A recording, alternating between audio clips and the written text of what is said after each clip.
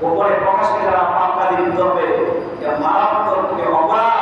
এই অপরাধ শুধু অপরাধ থাকে না, এটা মহামারীর অপরাধ হয়ে দাঁড়ায় যায়, এটা বড় একটা মহামারীর সৃষ্টি হয়। ঠিক না? আমরা যখন গোপনে প্রকাশে পাপ করি, এই পাপটা নিজের মধ্যে সীমাবদ্ধ থাকে না, এটা ভাইরাসের মতো ছড়াই পড়ে, জীবাণুর মতো ছড়াই পড়ে। ঠিক না?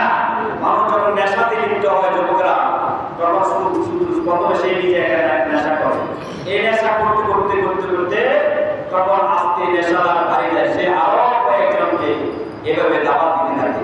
এভাবে নেশাকারীরা দিন দিন বাড়তে থাকে। এক পর্যায়ে ওরা সমাজের যুবকরা এই নেশাতে লিপ্ত হয়ে যায়। ঠিক কিনা বলে? যেমন এভাবে জানা, ব্যভিচার, নেশা, গাঁজা, এই অন্যায় যত মানুষ করে, তখন এটা নিজের মধ্যে সীমাবদ্ধ থাকে না, ওরা সমাজ থেকে গ্যারেজ করে দেয়, পুরো পরিবারকে নষ্ট করে ফেলে। আপনি দেখেন, যে পরিবারের কোনো সন্তান বা কোনো অভিভাবক পিতা মাতা ব্যভিচারে লিপ্ত হয়, ওই পরিবারের মধ্যে শান্তি নাই, ওই পরিবারের বরকত হয় না, আল্লাহর রহমত থাকে না, কামাই রোজগারের বরকত থাকে না, পরিবারের শান্তি থাকে না, স্বামী স্ত্রীর মধ্যে সুসম্পর্ক থাকে না, ছেলে বাবার মধ্যে, নিজের পরিবার একে অপরের মধ্যে সুসম্পর্ক থাকে না। কারণ কি? পরিবারের মধ্যে কেউ না কেউ ব্যভিচারে লিপ্ত। ব্যভিচারের একটি মারাত্মক রোগ। এই ব্যভিচারের কারণে, একজনের কারণে পুরো পরিবার উপর আল্লাহর গজব নাযিল হয়েছে। ঠিক কিনা?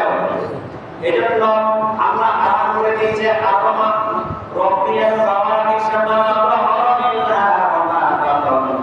গোপনে এবং প্রকাশ্যে পাপ কাজ করা আমি তোমাদের জন্য হারাম করে দিয়েছি। আর হারাম করে দিলাম তুশরিকু বিল্লাহ, আমি আল্লাহর সাথে শরীক করব না, আমি আল্লাহর সাথে অংশীদার স্থাপন করব না। ওয়া তুশরিকু বিল্লাহি মা লাম ইউনাজ্জিল বিহি সুলতানান ওয়া আন তাকুলু আলাল্লাহি মা লা তা'লামুন। তারপরে বলে আল্লাহ, আমি আল্লাহর নামে এমন কোনো কথা বলবো না যে কথা আমি তোমাদের জন্য বলি নাই। নিজের থেকে মন করার কথা তোমরা বলবে না যে আমার আল্লাহ এই কথা বলেছে, আমি যদি এই কথা না বলি, আমি আল্লাহর নামে মিথ্যা কথা তোমরা বলবে না। ঠিক আছে? বলেন, আল্লাহ যে কথা বলেন নাই সেই কথা আপনি বলে দিলেন যে কি এই কাজ করলেন। আল্লাহ তো একদিন না একদিন আমাদেরকে মাফ করে দিবেন। আমরা মানুষ, আল্লাহ তো আমাদের উপর দয়া করবেন। আল্লাহকে আপনারা বলছেন, হ্যাঁ মাফ তো করে দেবো বলছে, তাই বলে আপনার মাফ, আল্লাহ তো আপনাকে কানে কানে বলে নাই, আপনার সাথে কথা করেন নাই, আপনাকে বলেন নাই যে বান্দা তুমি এই কাজগুলো করতে থাকো, এরকম বলছে। আল্লাহ বান্দা যদি শয়তানের কারণে গুনাহ করে ফেলেন, গুনাহ না করে ফেলেন, না বুঝে কোনো গুনাহ করে ফেলে, শয়তানের দোহাই করে গুনাহ করে ফেলে, ওই বান্দা নিজের ভুল-ভ্রান্তি বুঝতে পারে যে আমি গুনাহ করছি, আমি অপরাধ করলাম, আমি অপরাধী হয়ে গেলাম, আমার অপরাধ কেউ ক্ষমা করতে পারবে না, আমার অপরাধ একমাত্রই কেবলমাত্রই ক্ষমা করতে পারে একমাত্রই আমার রব আল্লাহ। সে কথা আবার বলেছেন, وَإِذَا فَعَلُوا فَاحِشَةً أَوْ ظَلَمُوا أَنفُسَهُمْ ذَكَرُوا اللَّهَ فَاسْتَغْفَرُوا لِذُنُوبِهِمْ وَمَن يَغْفِرُ الذُّنُوبَ إِلَّا اللَّهُ।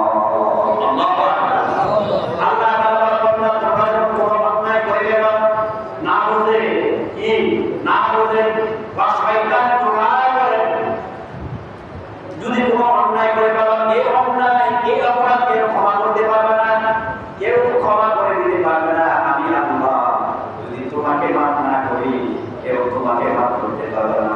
আসো আমার কাছে ফিরে আসো, আমার কাছে ক্ষমা চাও, ইল্লা মাশাআল্লাহ, আমার কাছে ক্ষমা চাওয়ার কিছুই করিতে মাশাআল্লাহ, আমি আল্লাহ চাইলে তোমাকে ক্ষমা করে দিতে পারি। সুবহানাল্লাহ।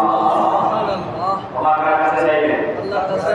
আল্লাহর কাছে ক্ষমা চাওয়ার শব্দ হচ্ছে ফিরে আসা। কি আসা? ফিরে আসা।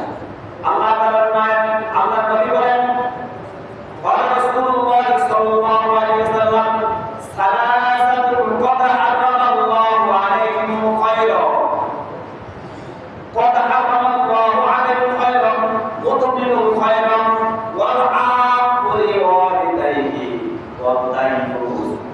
নবীজি বলেন তিন ব্যক্তির জন্য আল্লাহ জান্নাত হারাম করে দিয়েছে। ওই তিন ব্যক্তি যদি নিজেকে তওবা করে পরিবর্তন না করে এই অবস্থার মধ্যে কোন অবস্থার মধ্যে যদি মৃত্যুবরণ করে আল্লাহ জান্নাত তার জন্য হারাম করে দিলেন। তিন ব্যক্তি কারা? সেই তিন ব্যক্তির মধ্যে আমি আছি কিনা, আপনি আছেন কিনা একটু ভেবে দেখেন। সালাসাতুন قد حرم الله عليهم الخير قد حرم الله عليهم الخير ومن الخير। এক নাম্বার মদ পান করা ব্যক্তি, এক নাম্বার কি মদ পান, নেশা দ্রব্য যত কিছু আছে, শুধু মদ, এখানে মদের কথা বলছে, নেশা জাতীয় যত কি আছে দ্রব্য আছে সব মদের অন্তর্ভুক্ত। ইউবা খান, গাঁজা খান, ট্যাবলেট খান, হিরোইন খান, ঠিক না? যতই যে জিনিস পান করলে নেশা করবে এটাকে বলে কি মদের অন্তর্ভুক্ত। এটা একটা মদের অন্তর্ভুক্ত হয়ে যায়। তো কি নবীজি কি বলেন? আল্লাহ তাআলা তিন ব্যক্তির জন্য আল্লাহ জান্নাত হারাম করে দেন। তিন ব্যক্তির মধ্যে এক ব্যক্তি হলো মুমিনুল খাইর, যে নেশা করে।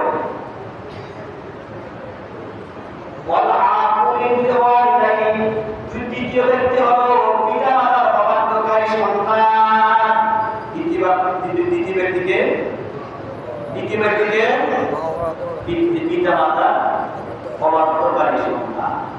আছেন কেউ আমাদের প্রতি আমাদের মা বাবা সন্তুষ্ট, দুনিয়ায় বেশ সন্তুষ্ট আছে, কিন্তু আমার মা বাবা আমার প্রতি অসন্তুষ্ট। কিন্তু মা বাবাকে অসন্তুষ্ট হলো আমার কোনো এর অভাব দুনিয়াতে দেখা যান না। আমি দুনিয়াতে ভালো অবস্থায় আছি, থাকলে কি মা বাবা অসন্তুষ্ট? অসন্তুষ্ট হওয়ার পর আমার অবস্থা ভালো, আর ভাই এটা ভালো না, এটা তোমার জন্য আজাব, ঠিক কি না? অনেক মা বাবা বলে কি হয়েছে, আমার কি কমতি আছে, আমার কোনো দিকে ক্ষতি হয়, আর ক্ষতি হয় না কি তুমি কি বুঝো? দুনিয়ায় আখিরাত কোনো জাহান্নামে তোমার ক্ষতি, ঠিক কি না?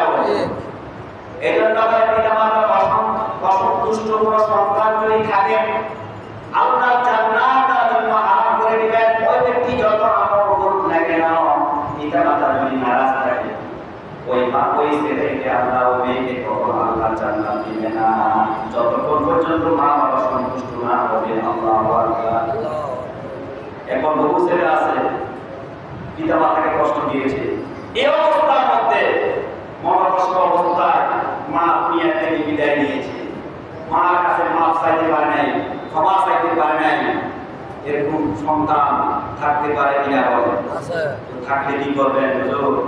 আল্লাহ জান্নাত আমার জন্য হারাম করলেন, এখন কি অবস্থা হলো, আমার কোন সুযোগ আছে কিনা, এই কোন পদ্ধতি আছে কিনা আমার আল্লাহ থেকে ক্ষমা পাওয়া?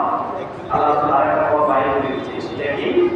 তুমি 5 ওয়াক্ত নামাজ পড়ে মা বাবার জন্য দোয়া করবা, আর মা বাবার কবর জিয়ারত করবা, জিয়ারত করে মা বাবার জন্য দোয়া করবা, মা বাবার জন্য ক্ষমা চাইবা, মা বাবার জন্য ইস্তেগফার করবা, মা বাবার জন্য দোয়া করবা, মা বাবার জন্য দান সদকা করবা। তাহলে যে কষ্ট পেয়ে মা বাবা দুনিয়া থেকে বিদায় নিয়েছে, আজকে যে দোয়া করছো সেই দোয়া মা কবর পাচ্ছে, ঠিক কি না বলে? আল্লাহ তাআলা এই উসুলায় মা বাবার যে দুঃখ যে কষ্ট দিতে পেয়েছে এটা আল্লাহ ক্ষমা করে দিলেন। আল্লাহু আকবার। আর থাকবে তাহলে সুযোগ আছে কিনা? আমরা মা বাবা মরে গেলেও মা বাবার দোয়া করার সুযোগ আছে কিনা? বেশি বেশি মা বাবার দোয়া করবেন। আপনার আপন আল্লাহ করে আপনার একমাত্র আপন হচ্ছে কেবলমাত্র আপন হচ্ছে মা বাবা। সুবহানাল্লাহ। আল্লাহ তাআলা হকের করে বড় হক না মা বাবা, সে কথা আল্লাহ কোরআনে বলেছেন, ওয়া'বুদুল্লাহ ওয়া লা তুশরিকু বিহি শাইআন ওয়া বিল ওয়ালিদাইনি ইহসানা। আমি আল্লাহ তাআলার সিদ্ধান্ত হয়েছে, আমি আল্লাহ তাআলার ঘোষণা, আমি আল্লাহ তাআলার সিদ্ধান্ত, তোমরা আমার ইবাদত করো, আমার সাথে কাউকে শরীক করবে না, আর আমার ইবাদতের পরে তোমাদের পিতা মাতার প্রতি সৎ ব্যবহার করো, মা বাবার সন্তুষ্টি তালাশ করো, মা বাবাকে রাজি করো, খুশি করো। সুবহানাল্লাহ। এই কিনা বলে তিন ব্যক্তির জন্য জান্নাত হারাম। এক ব্যক্তি হলো কি মদ পান করে, দুই ব্যক্তি হচ্ছে তৃতীয় ব্যক্তিকে পিতা মাতা অবাধ্যকারী সন্তান, তিন নাম্বার হচ্ছে তিন নাম্বার ব্যক্তি হলো তাইয়ুস। তাইয়ুস কাকে বলে? যে ব্যক্তি পাপ করে আর যে ব্যক্তি পাপ করে আর পাপ সয়, ওই ব্যক্তিকে বলে তাইয়ুস। তাইয়ুসের জন্য আল্লাহ জান্নাত হারাম করে দিয়েছে। মনে করলেন উদাহরণ, ঘরের মধ্যে সবাই ভালো, একজন পাপ কাজে লিপ্ত, জেনাতে লিপ্ত, পরকীয়া লিপ্ত, ছেলে একটা পরকীয়া করে, মেয়ে একটা বিয়ে করে, বা নিজের বিবি পরকীয়া করে, জেনাতে লিপ্ত, নিজেরা যদি নিজেদের বিরুদ্ধে জানাশোনা আছে, জানার পরে আপনি কঠিনভাবে শাসন করলেন না, এই কাজ থেকে ফেরানোর জন্য কঠিন পদক্ষেপ আপনার নাই, আপনি মেনে নিলেন আর আপনি মনে করলেন যাকে বলেছে বয়সে পড়ে, ঠিক কিনা?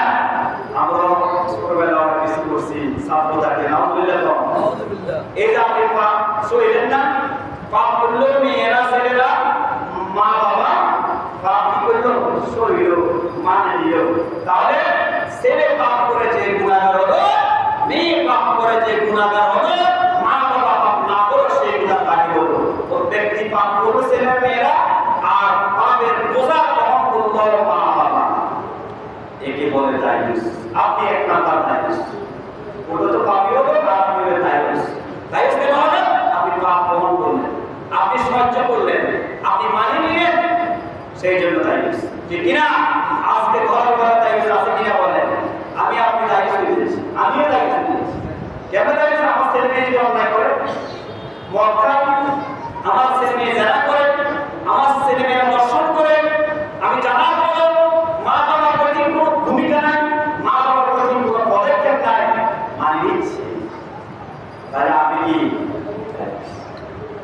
জানা? ব্যভিচার একটা মারাত্মক ব্যাধি। জানা করার সাথে সাথে যখন কোনো বান্দা কোনো ব্যক্তি জানাতে লিপ্ত হয়, ব্যভিচারে লিপ্ত হয়, সঙ্গে সঙ্গে ঈমান চলে যায়। হাদিসের মধ্যে আছে, নবীজি বলেছেন, নেশাদার যখন নেশা পান করে তার ঈমান সঙ্গে সঙ্গে চলে যায়। ব্যভিচার যখন ব্যভিচারে লিপ্ত হয়, ঈমান সঙ্গে সঙ্গে চলে যায়। সুর যখন সুরিতে লিপ্ত হয়, ডাকাত যখন ডাকাতি করে, তখন ঈমান সঙ্গে সঙ্গে চলে যায়। এই অবস্থার মধ্যে যদি মৃত্যুবরণ করে, তাহলে সে কোথায় যাবে? জাহান্নামে। তাহলে যারা মদ পান করে, নেশা করতে করতে এমন এক পর্যায়ে চলে যায়, এমন এক স্তরে চলে যায়, নিজের হুঁশ থাকে না, এরকম নেশাদার আছে না? নাই নাকি? নেশা করতে করতে, মদ খাইতে খাইতে খাইতে এমন এক পর্যায়ে চলে যায়, নিজেকে নিজে স্থির রাখতে পারে না, নিজের স্ত্রীকে মা বলে দেয়, আছে কিনা? নিজের মেয়েকে বউ বলে দেয়, বউ বলে সম্বোধন করে, আছে কিনা? স্থির রাখতে পারে না। এ অবস্থায় যদি কোনো নেশারা মৃত্যুবরণ করে, তার ঈমান হারা হয়ে গেল, সঙ্গে সঙ্গে সে কোথায় যাবে? জাহান্নামে চলে যাবে। দেখেন কত মারাত্মক কথা। তারপরে জেনাকারী যখন জেনা করে, এই অবস্থায় যদি মৃত্যুবরণ করে, সঙ্গে সঙ্গে কি তার ঈমান চলে যায়। জেনা করার অবস্থায় যদি মৃত্যুবরণ করে, চুরি করতে যায়, দর্শনকারী দর্শন করতে যায়, যদি মৃত্যুবরণ করে, ফিরে আসার সুযোগ না থাকে, তওবা করার সুযোগ না থাকে, এই অবস্থায় যদি মৃত্যুবরণ করে, সেই বেঈমান হয়ে মৃত্যুবরণ করলো, ঈমান চলে গেল। নাউযুবিল্লাহ। এই জন্য বাবা, ঈমান আমাকে আপনাকে ঠিক রাখতে হবে। আল্লাহ তাআলা বলেন, ইয়াদউনা মা'আল্লাহি ইলাহান আখar ওয়া লা ইয়াকতুলুনা আন-নাফসা আল্লাতী হারামাল্লাহু ইল্লা বিল হাক্কি ওয়া লা ইয়াজনুন ওয়া মান ইয়াফআল যালিকা ইয়ালকা আসামান ইদআফ লাহুল আযাব ওয়া ইয়াখলুদ ফীহি মুহানা। আল্লাহ তাআলা তিনটি কাজ না করার জন্য নিষেধ করেছেন। এক নাম্বার, আল্লাহর সাথে শরীক করিও না। দুই নাম্বার, মানুষকে হত্যা করিও না। তিন নাম্বার, জিনা করিও না। যারা এটা আমি আল্লাহ নিষিদ্ধ করলাম, নিষিদ্ধ করার পর যারা এই সমস্ত কাজে লিপ্ত হবে, কিন্তু আপনার আযাব ইয়াউমাল কিয়ামাতি ওয়া ইয়াখলুদু ফীহি মুহানা,